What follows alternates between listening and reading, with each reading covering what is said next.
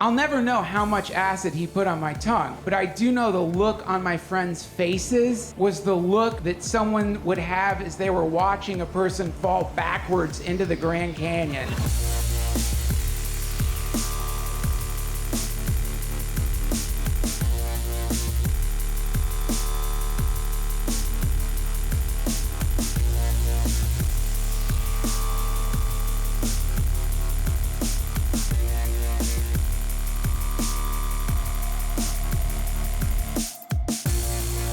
Thank you, everybody.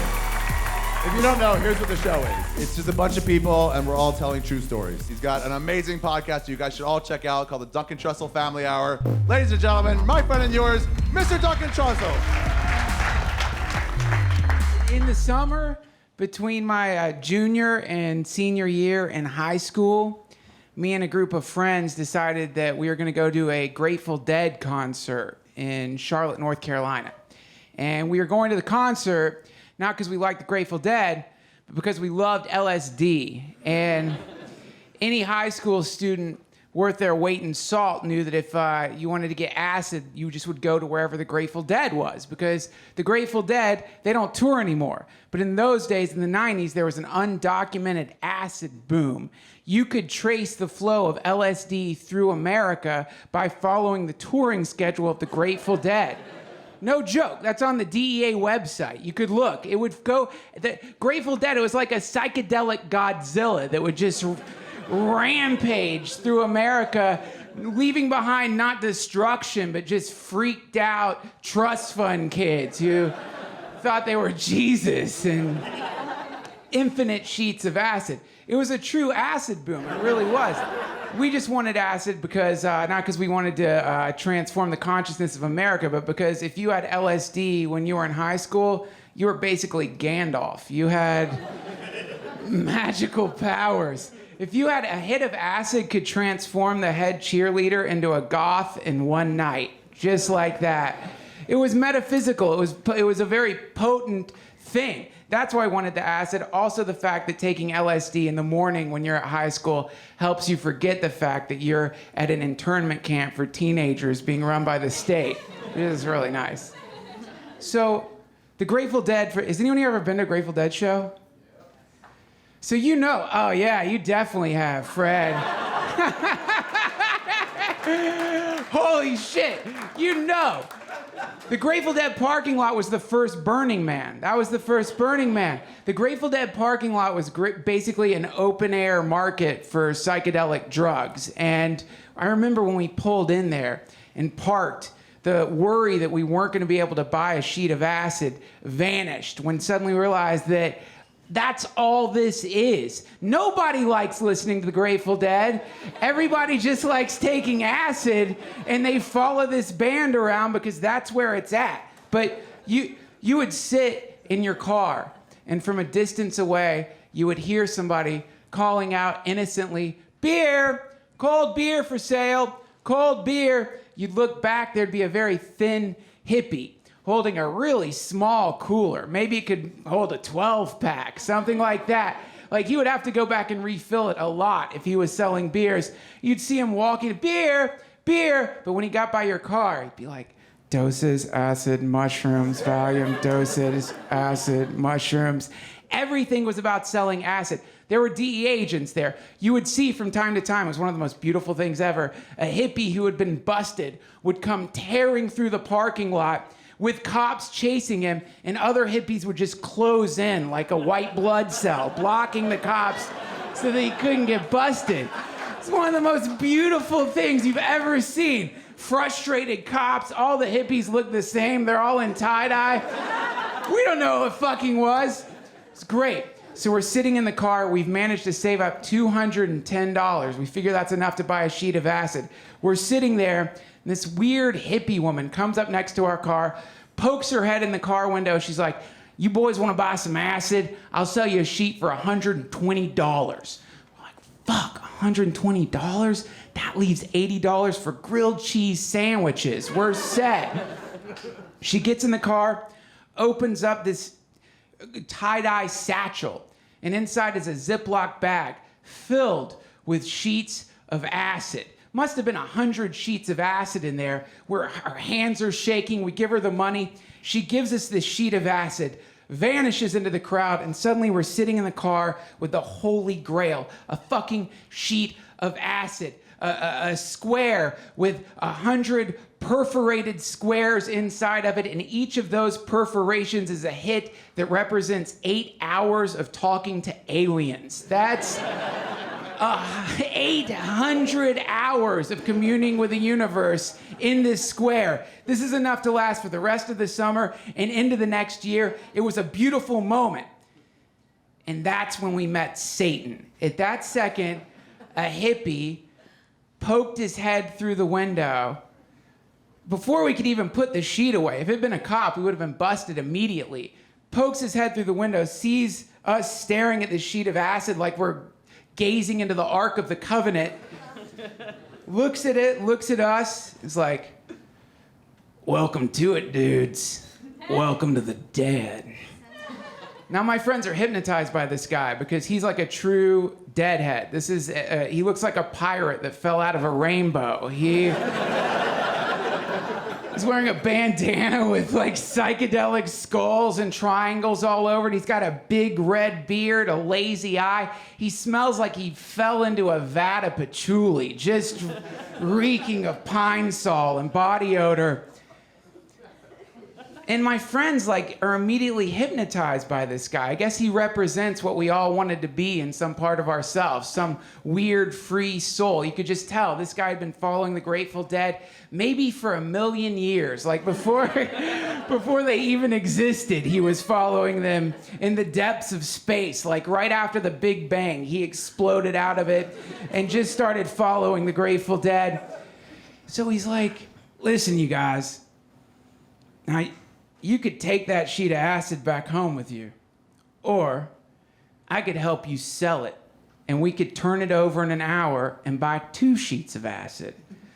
I'm like, I don't want to sell it, you guys. Why don't we just... No, we don't want to sell it. I want to take it back to high school, man. The hippie zooms in on me, realizing I'm resisting. He's like, open your mouth, dude.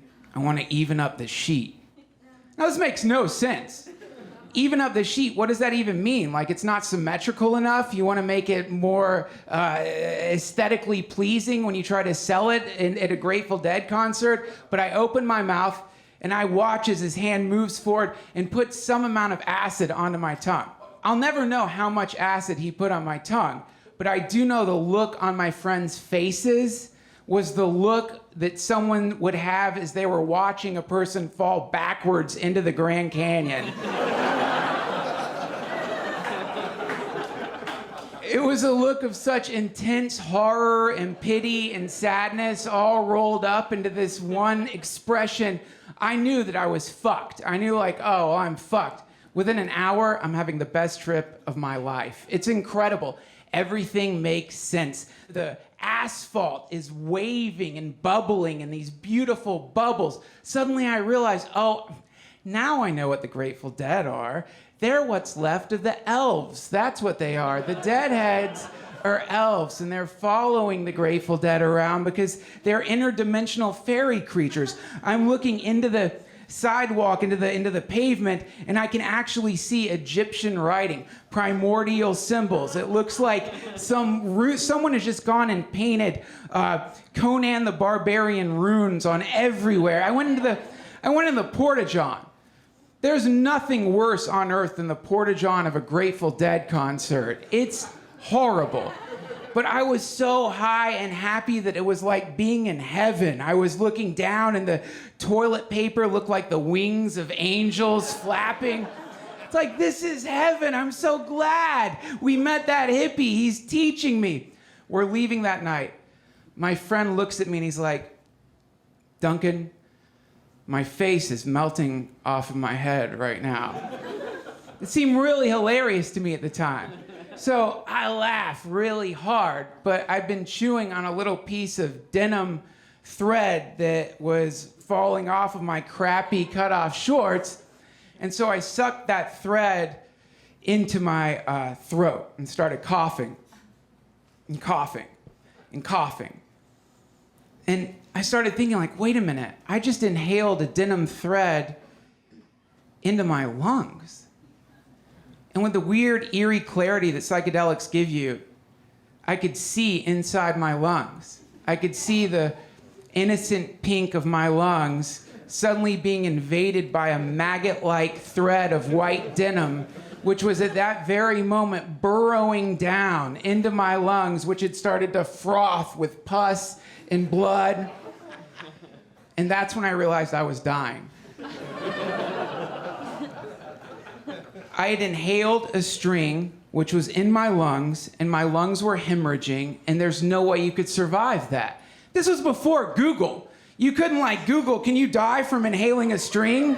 So I didn't want to disrupt my friend's wonderful evening. So by dying in front of them. So I didn't tell them that I thought I was dying because I had a string in my throat. But I started making these noises every few minutes.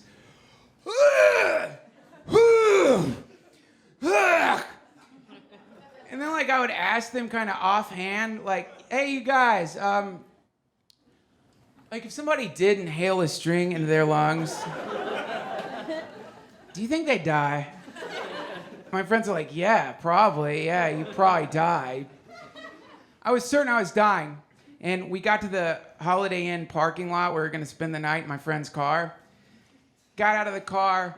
In the distance, we heard this which is the sound of nitrous oxide being released to fill up a balloon. Now that sound has the same effect on hippies that ice cream truck music has on kids. They go in that direction to that sound. So my friends all just left me, moving in the direction of the nitrous oxide. And I went into the backseat of my friend's car to die, certain that this was it. I was gonna die. This thought occurs to me, which is like, well, since I'm already dying, why don't I go and inhale nitrous oxide? Because maybe that'll help the bad trip. This is the same idea in Dante's Inferno, which is that if you want to get out of hell, you don't go to the side of hell, you go to the center of hell and climb down Satan's leg. That's what I thought would happen if I went and did nitrous oxide. So I go and find my friends, find the nitrous oxide tank. They fill balloons up with this gas. I inhale the gas.